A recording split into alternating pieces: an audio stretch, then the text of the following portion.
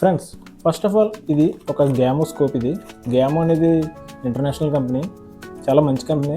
కానీ ఏంటంటే ఈ స్కోప్ అనేది బేసిక్ స్కోప్ ఇది. సో పెద్దగా యూజ్ అవ్వదు ఈ స్కోప్. నార్మల్గా నేను కొనేసాను తెలియకప్పుడు.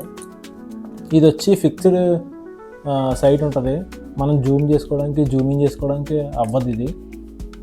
అండ్ ఇంకోటి ఏంటంటే ఇది జస్ట్ 4x. ఇది అంటే ఒక ఆబ్జెక్ట్ని 4 times జూమ్ చేయగలదు అంతే.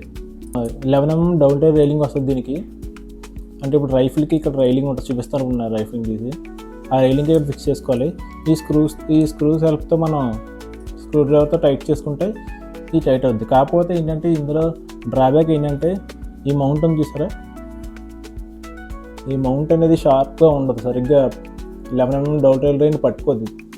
ఈ స్కోప్ ఎందుకు డిజైన్ చేశారో కూడా ఆడికి తెలియదు, చాలా వరస్ట్గా ఉంటుంది. జస్ట్ ఏంటంటే ఒక షో పీస్ లాగా చూసుకోవచ్చు దీన్ని. ఈ పైన ఇట్లా అన్స్క్రూ చేస్తే మనకి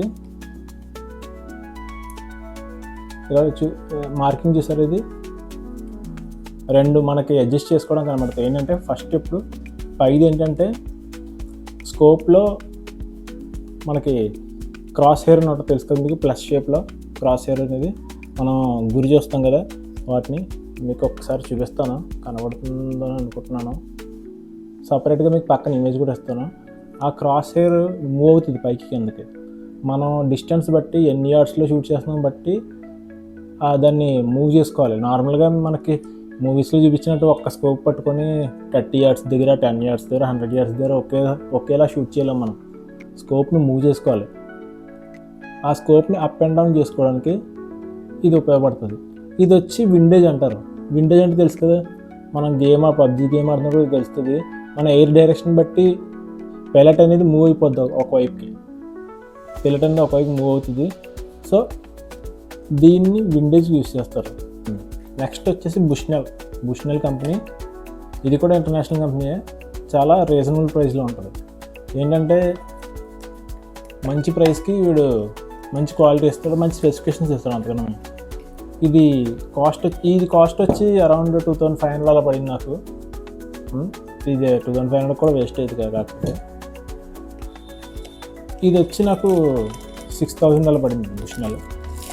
ఇదిగోండి, బుష్నెల్ 329 9x 40 EG. అంటే ఏంటంటే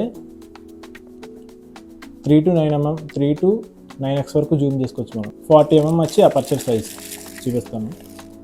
స్కోప్ని జీరో చేయాలి ఎప్పుడు ఫస్ట్ ఆఫ్ ఆల్. అంటే ఏంటంటే 10 minutes దగ్గర ఒకసారి జీరో చేయాలి, 30 minutes దగ్గర జీరో చేయాలి. ఆ నెక్స్ట్ ఎలాగ స్కోప్ని జీరో చేయాలో వస్తాయి, దాని తర్వాతే మనం షూట్ చేయొచ్చు. ఫస్ట్ ఆఫ్ ఆల్ ఇది వచ్చి అల్యూమినియం బాడీతో డిజైన్ అవుద్ది, పౌడర్ కోటింగ్ పెయింట్ ఉంటుంది, మధ్యలో నైట్రోజన్ గ్యాస్ ఫిల్ అయి ఉంటుంది.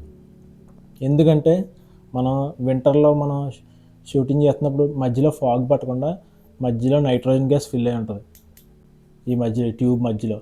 కాబట్టి స్కోప్ని చాలా డెలికేట్గా హ్యాండిల్ చేయాలి.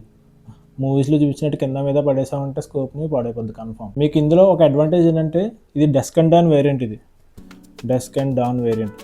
ఇందులో ఏంటంటే మనకి లైటెడ్ ఇల్యూమినేటెడ్ రెటికల్ అంటారు. రెటికల్ అంటే మధ్యలో ఈ ప్లస్ షేప్ ఉంటుంది కదా, అవి లైట్ వస్తుంది. మీకు చూపిస్తాను ఆన్ చేసి. ఇంటెన్సిటీ కూడా పెంచుకోవచ్చు. సరే గ్రీన్ కలర్ వచ్చింది చూసారా, మీకు కనబడుతుంది అనుకుంటున్నాను. కనబడదు, పక్కన కూడా ఇస్తాను నేను. ఓపెన్ చేస్తే లోపల బ్యాటరీస్ ఉంటాయి.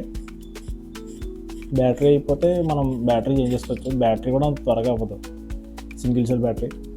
ఇది చూసారా మీరు 3x9 అని చెప్పాం కదా, దీని మీద ఆల్రెడీ మనం చూసాం కదా. 3x9 ఇది 3x. ఇది 3x. ఇది మనం ఆల్ ద వే ఇలా టర్న్ చేసుకుంటే 9x వరకు వెళ్ళిపోద్ది. 9x వరకు షూట్ చేసుకోవచ్చు. 9x అంటే నార్మల్గా ఇది maximum medium to advanced level shooting చేసే వాళ్ళకి చాలా సరిపోద్ది.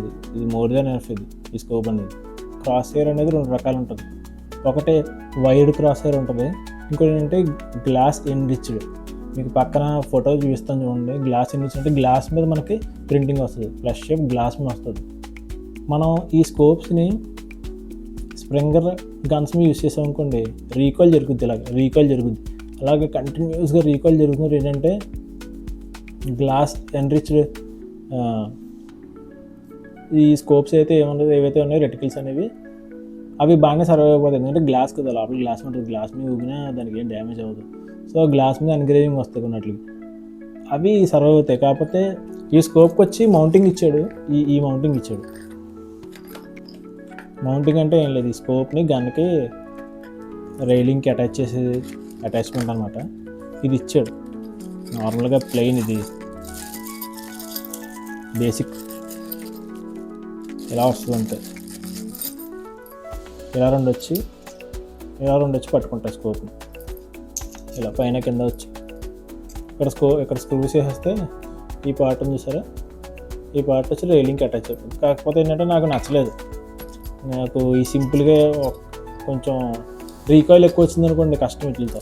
కాబట్టి నేను ఇది పక్కన పెట్టేసి సపరేట్గా మళ్ళీ 4000 రూపీస్ ఎక్స్ట్రా పెట్టి ఇది కొన్నాను. 4 ఉంటాయి దీనికి స్క్రూస్, చూసారా 4 ఉంటాయి, ఒక్కొక్క ఎలాగ 2 ఇస్తాడు. అటాచ్మెంట్ కూడా చాలా గట్టిగా ఉంటుంది, టఫ్గా ఉంటుంది, బాగుంటుంది, చూడడానికి కూడా బాగుంటుంది అండ్ యూసేజ్ కూడా చాలా బాగుంటుంది. అండ్ ఇంకోటి ఏంటంటే దీనికి ప్లస్గా ఒక స్టాపర్ పిన్ వేస్తాడు, దానికి ఒక మౌంట్కి స్టాపర్ పిన్ అంటే చూసారు ఇలా ముళ్ళే వచ్చిందా, ఇది గన్కి రైలింగ్ దగ్గర ఉంటుంది, చూపిస్తాను మీకు. ఆ హోల్లోకి వెళ్ళి ఇది కూర్చుంటుంది. దానివల్ల ఏంటంటే స్కోప్ అనేది రీకాయిల్ అవ్వకుండా చాలా బాగుంటుంది. సో మీకు ఈ వీడియో నచ్చినట్లయితే లైక్, షేర్ అండ్ సబ్స్క్రైబ్ చేయండి. Thank you.